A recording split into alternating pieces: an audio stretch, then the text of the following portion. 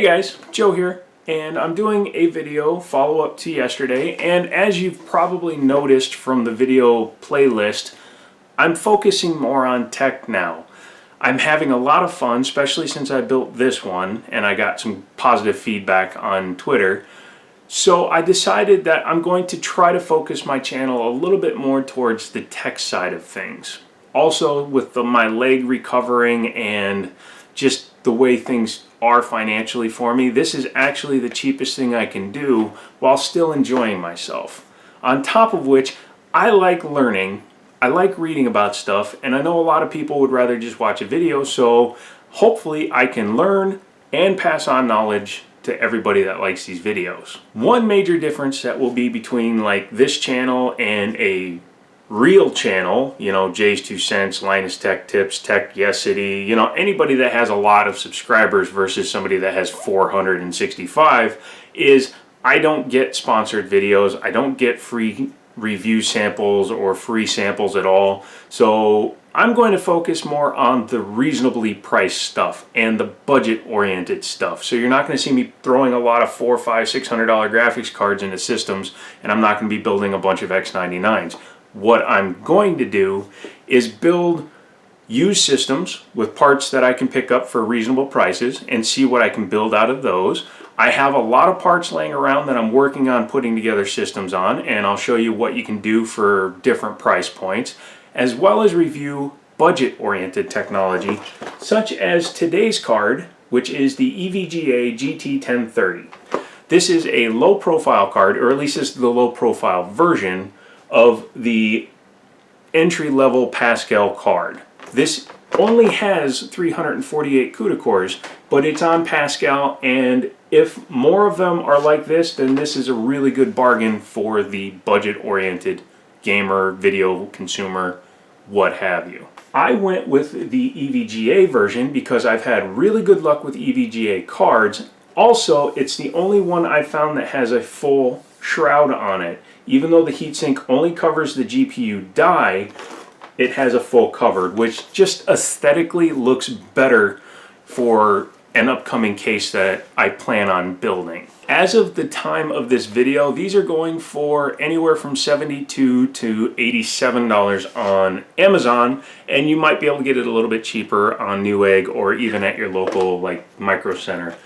I got this one for $30, actually a little bit less, because when I bought the ROG board that's in Red Devil, it came in the wrong box and it had all the wrong board accessories, so I don't have the correct Wi-Fi antenna as well as a few things that are missing. Although I did get a few extra things like the Supreme Hi-Fi control box and a PWM fan control module. But they gave me a $50 gift card, and this was on sale for $74.99, so I wound up paying $24.99 plus $3 shipping, so just under $30. I'm very happy because this is going to go into many different computers that I'm going to be testing, including my personal HTPC. And I'm not building like a Ryzen system or anything like that. I'm just going to build an old i7, throw it in there. I have a Blu-ray player, and it's going to hook up to my TV and just be my living room Blu-ray player with wireless internet connectivity. But it's nice to have that extra tech. And that is basically the function of this card. Yes, you can do some gaming on it, and you're going to see that in the benchmarks and the game capture that I show you. Let me tell you about this card. Again, it's Pascal, so it supports DirectX 12, Vulkan, GPU Boost 3.0. These particular cards, or at least this one, according to EVGA, has 348 CUDA cores, has a base core clock of 1290, so 1290 megahertz, a boost clock of 1544, and it's only a 30 watt TDP, so it has no external connectors. It draws all of its power from the motherboard. Now this card, out of the box, even though it's rated for 1544, is sitting at 1797, and it did take a 175 megahertz overclock, no problem. Actually took a 200 megahertz overclock, but in a couple of programs it was just too much for it because it wasn't getting enough power, I would assume, because it never ran hot. Memory wise, it has an effective rating of 6008. When you see that term, effective memory, that's because the RAM is dual data rate, DDR. So when you look at it on a monitoring program, it looks like it's only running at 3004 megahertz. You have to double that to get your effective memory. I had it overclocked to 7008 megahertz, so a full 500 megahertz overclock on the RAM. So when you look at the monitoring program, it says 3500, you double that, 7000. Okay? Okay? Okay. That makes this ideal for small form factor PCs and a lot of those pre-built systems that are like half-height chassis, so you need a low-profile card. It comes with a secondary bracket, so you can put it in a low-profile case. I spent 2 days using this card, and I was delightfully surprised with the performance that it provided. So I did get a haircut, but at the age of almost 38, I finally hit puberty, I guess. Being half Asian, that happens. And I had some chocolate, and as you can see, my face has turned into the dark side of the moon. So yeah, hat and bad lighting, it works that way. Over the course of 2 days, I ran 5 different benchmarks, as well as used it as a YouTube video and Netflix and Amazon Prime machine, or card, and I must say I was very happy with it. Of the 5 programs that I used to test, 3 of them you have to pay for, 2 of them are free as of right now. The first program I used was Cinebench R15. You just Google Cinebench R15, you can download that one for free. Second one was Superposition Benchmark by Unigen, also free. You can pay if you want to access all the features of the program. A lot of programs are like that. The third program is 3D Mark, which I got through Steam. I actually bought it during the summer sale, so I got it for $4. Right now I think it's $24.99 or $29.99, unless they're having another sale. I haven't checked since I bought it. Number 4 is Grand Theft Auto 5, which is very common. A lot of people use it because it scales and has tons of options, so you can run it from 720p all the way up to 4K with tons of different settings and tailor it to your individual card, so it does work very well. And the last one I tried was CSGO, Counter-Strike Global Offensive. That runs on a potato, but it's the higher frame rates that you're shooting for. Now, the X99 rig behind me, Red Devil, is way overkill for a GT 1030. It's bizarre to see it plugged into it, and it's idiotic to think that somebody that's going to spend the money to put together an X99 system will settle for a 1030 graphics card. However, it did allow me to eliminate any part of the computer from bottlenecking the graphics card. So the graphics card was at its best possible configuration to just leverage the GPU, and that's what I was going for. The specs on Red Devil are as follows. It is a Core i7 6800K, so it only has 28 PCIe lanes, but it's still a 6-core 12-thread processor. Wonderful. It's overclocked to 4.3 gigahertz. The RAM is G.Skill Trident Z 3000 megahertz RAM. I'm just using the XMP profile for 3000 megahertz. Runs perfectly. For my hard drive, my main drive is a 256 gig 960 EVO NVMe SSD that's on the motherboard. The motherboard is a Republic of Gamers Strix X99 gaming motherboard. And what else is there? Obviously there's the cooler. That's a Corsair H110 GT water cooler.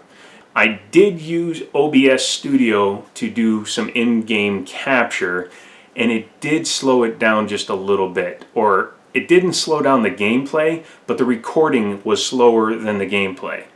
The recording was at 38 frames per second for some reason. I got to tweak with the program. I've never used it before. But the games, obviously, you can see were all over that. So let's just dive into it. The first one we're going to talk about was Cinebench R15. Now, it's not a really specific testing program, or it's not a very valid testing program in my opinion, because even with the 1070 or even with my 1080 Ti, when you run the OpenCL test, it doesn't fully leverage the GPU. It only takes a certain percentage of it for some reason, and in the case of the 1030, it wouldn't use more than 45% of the capabilities of the card, either stock or overclocked. So that tells me that the program sees a certain point and then it just doesn't need to tax the card anymore. But I did it, so here are the results. In Cinebench R15, stock, the card recorded 112 frames per second. Not bad for this little itty bitty card. Overclocked, it wound up pulling 119.5 frames per second. Again, never actually fully leveraged the card, but these were the results I got, and it happened 3 or 4 times in a row, so I'm accepting them as valid. Superposition Benchmark does fully tax the cards, and it was pretty interesting to see what the results were. Now, the frames per second weren't that high. I never went over 30 frames per second because I was using the 1080p medium test. I could have used the 720p, but it just didn't look very good, and it didn't scale right on my big TV that I've been using as a monitor lately. But the results are as followed. At stock, it returned a 2,588 point score. At overclock speeds, it returned a 2,799 score. That's an increase of 211 points, which is just over 8% performance increase by just moving 2 sliders. For 3D Mark, I decided to use the Skydiver benchmark just because it allowed for more frames per second. I know that TimeSpy or Firestrike would have been running so slow that it would have been unenjoyable for me as the tester to sit there and watch it move at 10 to 11 frames per second. So I went with one that would scale overclock versus stock. At stock, it did pretty well. However, it still ran a better score on the CPU than it did the GPU, showing how taxed a 2 gigabyte GPU actually is. But it did a respectable number. The overclock allowed it to get almost 1,000 points more. Although if you notice, the CPU score was almost identical between the 2 runs, so the CPU again was not an issue or a factor in any of the scores. But coming up by almost 1,000 points again was pretty good to see, which means it scaled quite nicely. Now we're getting into the game tests, and I'll throw up the footage that I actually recorded for these 2 games. The first one is GTA 5. I tested it at 1080p normal settings. No FXAA, MSAA, or VSync was turned on for these tests because I wanted to maximize frames, even though I knew there would be a little bit of frame tearing during the benchmark process. However, I was pretty surprised that at stock numbers, or at the stock clock, it was able to pull down about an 80 frame per second average. When you go to the overclock, it bumps it up by almost 20 frames per second, which was pretty damn impressive. But you'll also notice in this clip here that it overclocked quite a bit, and I wasn't expecting it to go this high, especially considering that it doesn't have an external power solution.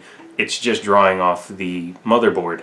I almost feel that if this card had a 6-pin connector and a little bit better cooling, it could maintain over 2,000 megahertz, even with a low CUDA core count and not that much RAM. Finally, we have CSGO.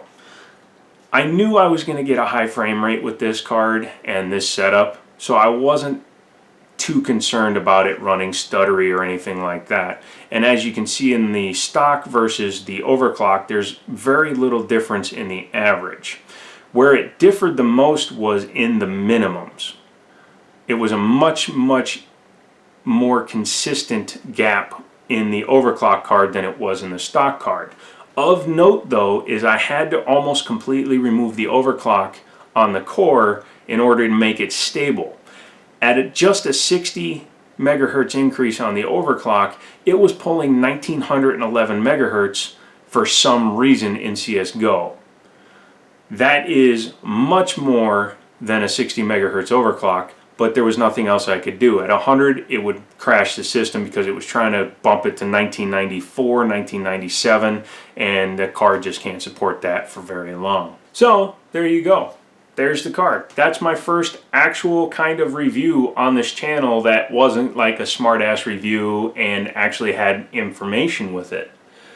I want to keep doing this. I want to get better at it, of course, and I want to actually be a usable resource for folks like I am with the headlight repair on the Chrysler 200, which you can see up there if you have a 200 and you need to change the headlight. That's it. If you have any questions, throw those down below. If you have any comments, put them down below. If you liked the video, please give me a thumbs up. Consider subscribing to the channel. I'd love to have you. You can do that by clicking on the hat or finding the red banner and clicking on that. You can also become a Patreon and help me out if you'd like to. That would be awesome. I will buy new equipment and do some builds and maybe even some giveaways other than the SNES Classic that I tried to give away. Also, you can click over here and I will put up a couple more videos. So, until we speak again, I'll talk to you later.